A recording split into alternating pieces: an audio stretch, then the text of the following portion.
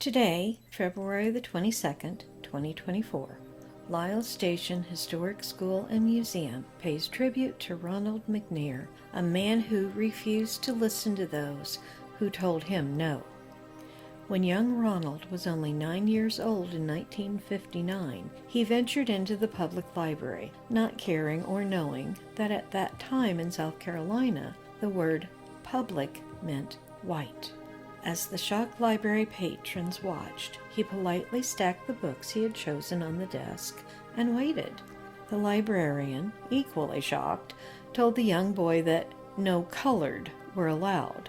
His simple response, "Well, I'd like to check out these books," prompted the librarian to call the police, who, upon arrival, ordered the librarian to let him check out those books. We don't know which books that Ronald checked out that day, but today any child can visit a library and check out a book on Ronald McNair, one of the first African-American men NASA chose as astronauts, along with Guion S. Bluford Jr. and Frederick Gregory. McNair was the second African-American to travel into space, but sadly, he died in the horrific accident that claimed the lives of all 7 astronauts aboard the Challenger in 1986. McNair was more than just an astronaut. Starting life in poverty, living under Jim Crow laws in South Carolina, he excelled academically, first graduating magna cum laude with his bachelor's degree in physics from North Carolina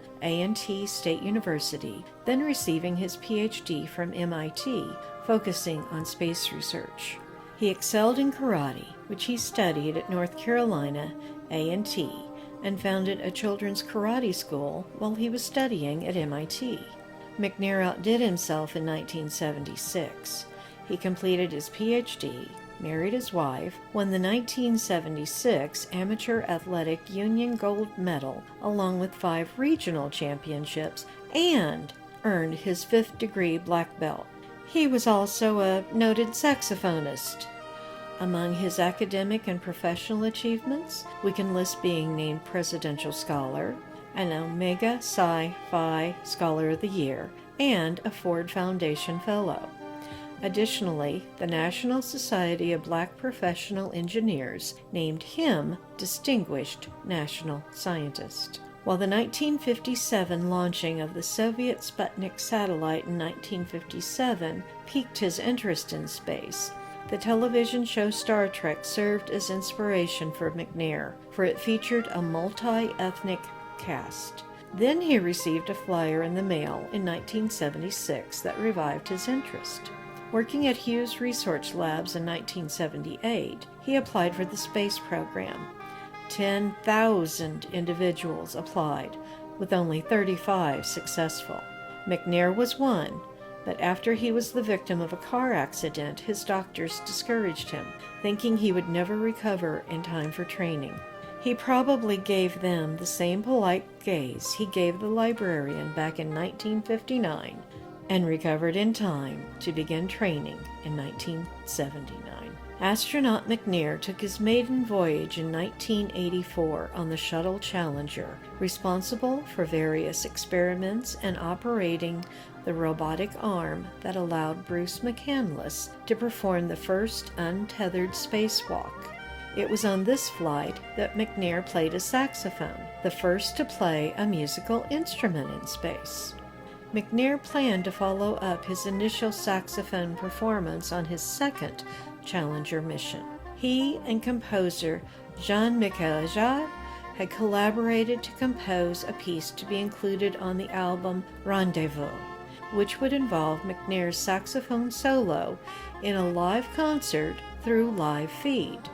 Tragically, McNair and his fellow crew members, including Krista McAuliffe, a member of the Teacher in Space program, perished in the explosion only 73 seconds after takeoff.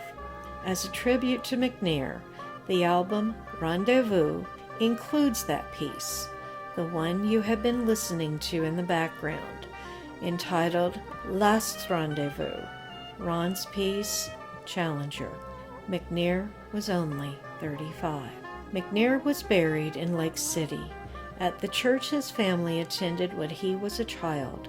An inspirational quote from his 1984 commencement address at the University of South Carolina is inscribed, "I urge you to go forth with the knowledge that you are better than good enough."